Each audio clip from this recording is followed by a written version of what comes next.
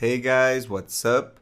So in the previous video, we talked about some common characteristics of the Enscape lights, and we understood how we can change their intensity, color, and also how they relate to the visual settings. In this video, I'll talk specifically about the sphere lights, which are lights that we have already used. And they basically simulate a behavior when we have a point that emits light to all directions. So as example in the real world of lights that have this kind of behavior, we have, for example, the bulb lights, which are light sources that projects light in all directions, and they can be, for example, inside a lampshade or even outside, and in both cases the behavior will be like a sphere light. And we can also use sphere lights to simulate the lights that come from candles, for example, or even fire. They all have this kind of spherical behavior. And there are still other situations where we can use the sphere lights to produce this kind of effect. So to test this kind of light, I'm using here the same file as we used before in its original setting. I will click here to start Enscape.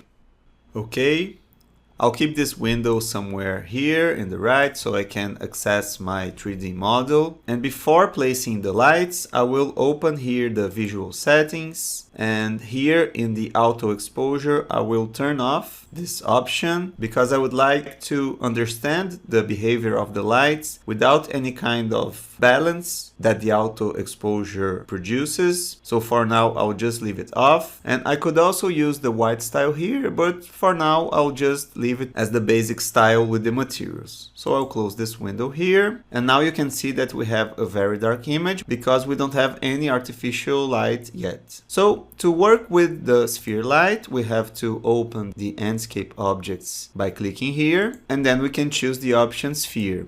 And as we've already seen, we need 2 clicks to place the sphere light. So I'll make a quick test here by placing this light here in this ceiling light fixture. And one option here would be basically to double click here, for example, on top of this table. So I can click twice and we have our light. And then I could, for example, move this light along the blue axis, and this would be one option. But I'll delete this light to show you another way that can work as well. So we can also place this light once again by clicking here. And instead of double clicking in the table, we can try to look here underneath our ceiling lamp fixture, for example, somewhere here. And now, instead of double clicking, I can click once and I'll try to find here the center of this part of the lamp up here, for example, here. And then I can basically follow my blue axis and I can even lock it with the up arrow. And then I can click somewhere here in the border of this object. And maybe this way will give us a more precise result. So whenever we want to place this sphere light, a good option would be to click once and then we can choose where exactly we would like to place the light following, for example, one of the 3 axes.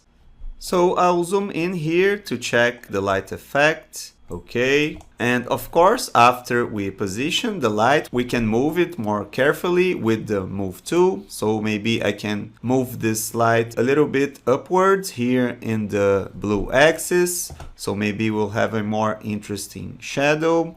We can, of course, toggle the luminous intensity. We can make this light stronger by increasing here the value. And it's very important to remember that whenever we change the intensity, the final result will always be a combination of this value with the visual settings. So if we open the visual settings, and I'll rearrange here my windows, and we change, for example, the exposure, of course, the light will become stronger because the camera is capturing more light. And if we change also some other parameters like the highlights and even the artificial light brightness, of course, that they will also interfere in this final result. So it's very important to try to balance all these parameters to reach an interesting light effect. And here in the Enscape Objects window, you can also notice that we have this light source radius.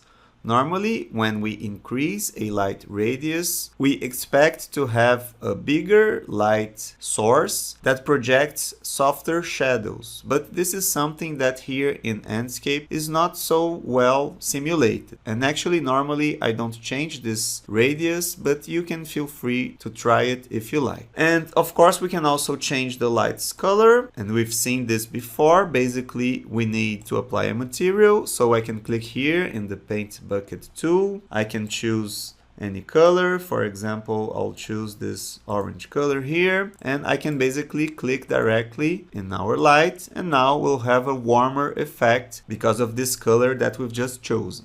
Okay, so I'll try to place another sphere light here in this room. So I will close this window for now. I can put the Enscape window here on the right, and I'll try to simulate now a street lamp. So I will place this light outside our scene. So I will zoom out here and I'll place it here so that the light can enter through this window and maybe we can produce an interesting effect. So once again, I'll click here in sphere.